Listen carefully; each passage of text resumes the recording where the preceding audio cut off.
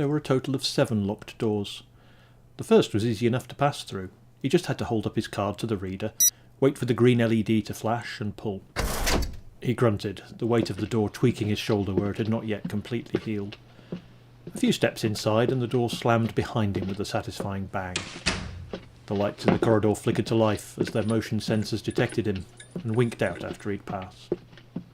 The second was more substantial, metal instead of wood, and the small glass window was reinforced with wires to prevent something from breaking through.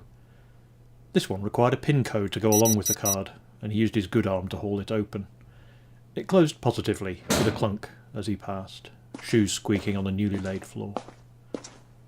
Door 3 had a guard, a bored, elderly man in a threadbare blue jacket, the golden threads of the security company's insignia long unravelled from the breast pocket.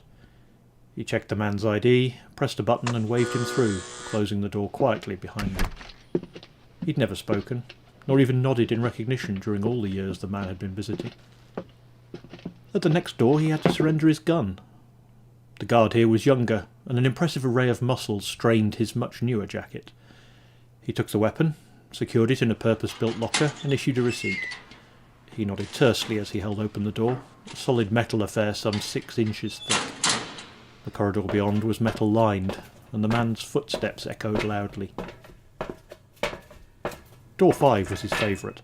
Using the retinal scanner always made him feel like a secret agent from the movies, as opposed to the reality of being a government employee. The door slid aside when it recognised him, silently apart from a slight grinding sound in the last 3 inches of travel. He'd reported it to maintenance before, but were they even able to get this deep into the complex? The 6th door was thick, concrete and steel requiring hydraulic rams to move it. A fine mesh covering the surface knitted with another one embedded in the walls. It encircled the entire place, keeping signals out, or in, and if he'd been allowed to bring his phone this far it would stop working the moment the door closed with a hiss. The last door was simple wood, 6 panels, a peephole and a shiny doorknob. He knocked on it, heard a thickly accented voice inside call out something that might have been "come in," and twisted the knob. The door swung open easily, revealing a perfectly ordinary sitting room. The carpet always reminded him of his grandmother's house, so hard-wearing that fashion had moved on quicker than it needed replacing. The furniture was plain, but similarly long-lived.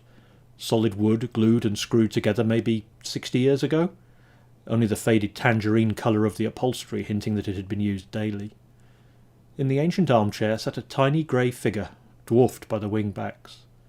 Its long fingers wrapped around the arms of its seat, its bare feet dangling well above the floor. Huge, black, almond-shaped eyes peered out of an almost triangular head at the man, and not for the first time did he wonder whether the creature could read his mind. "Morning," the man said.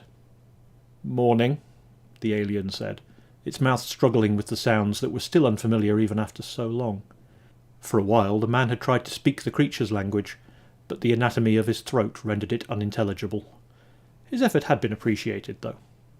The man sank into the armchair opposite the alien with a grunt. The two beings regarded each other over the scratched glass top of the low coffee table for a moment, before the man remembered something. He pushed his hand into his jacket pocket, trying to extract something slightly too large to fit easily, and gave up when his shoulder issued a warning. Reaching awkwardly across his body with the other arm, he eventually succeeded in withdrawing a small paperback book. He slid it over the coffee table to the alien and leaned back with a sigh. The alien leaned forward, took in the dog-eared cover, cracked spine and yellowing pages, but made no move to pick up the book. "Slaughterhouse 5?" he asked. "A classic," the man replied, "on the futility and horror of war." The alien leant back, gestured to the large screen hanging on the wall. Silent images streamed by, the 24 hours a day news channel muted for their meeting. "Seems like you need to read it more than me." The man shrugged. "So it goes," he said with a slight smile. "I trust the doors are still secure." The alien did not smile. Whether it could was still debated. It seemed to understand human emotional signals, though its own face remained forever inscrutable. "Absolutely," the man confirmed. "Sure I can't entice you outside, though? Some fresh air would do you good, I think. Put some colour in your cheeks." The joke was part of the ritual now, as was the alien's lack of reaction to it. And the next words it spoke. "Maybe next time."